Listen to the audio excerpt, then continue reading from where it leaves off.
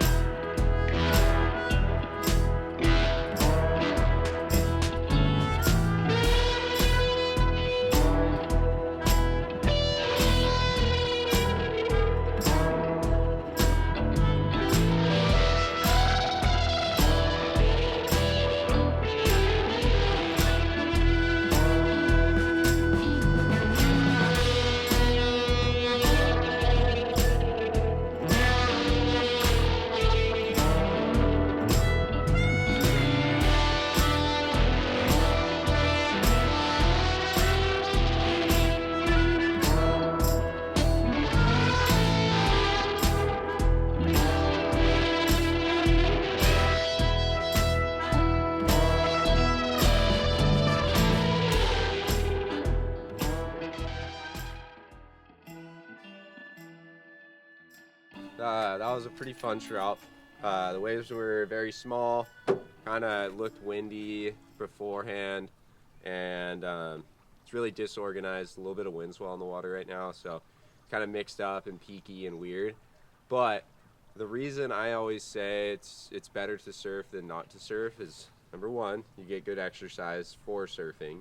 You work out your surfing muscles, which are really hard to target in the gym.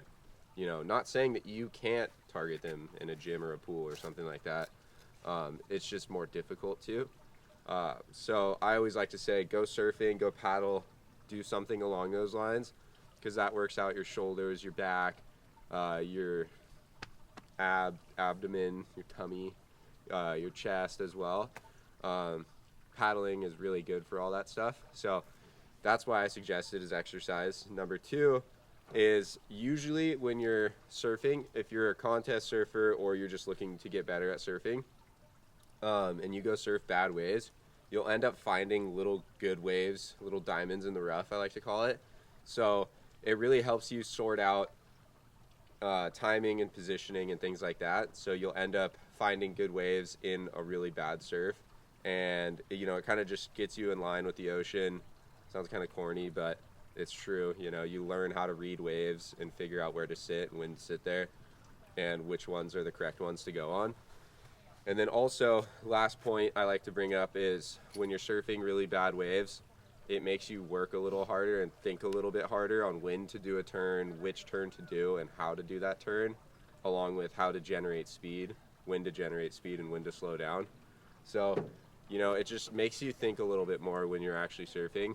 So in the long run, when the waves are really good, it's really clean and it's bigger, you'll end up surfing better because it's easier to surf. Actually, it takes a lot less thinking and a lot less work to get good waves. So go out there, go get a surf in wherever you are at in the world. I always suggest it. Sometimes it's cold, but everybody likes to do ice baths these days. So just think of it as an ice bath with a rubber wetsuit on, and it always ends up being better. And you feel a lot better when you get out of the water too. You feel sharper, more on point, and healthy. So those are my little tips and tricks on bad wave surfing. Just go get out in the water, go play around. It's fun. Bring a buddy with you, go laugh, go swim, go dive around, catch a couple waves in between, and you'll feel better afterwards. So go get in the water. Thanks for tuning back in, and yeah, sorry for the short episode this week, but next week we'll come back at you with the bigger one. So stay tuned. We got more coming. All right, go surf.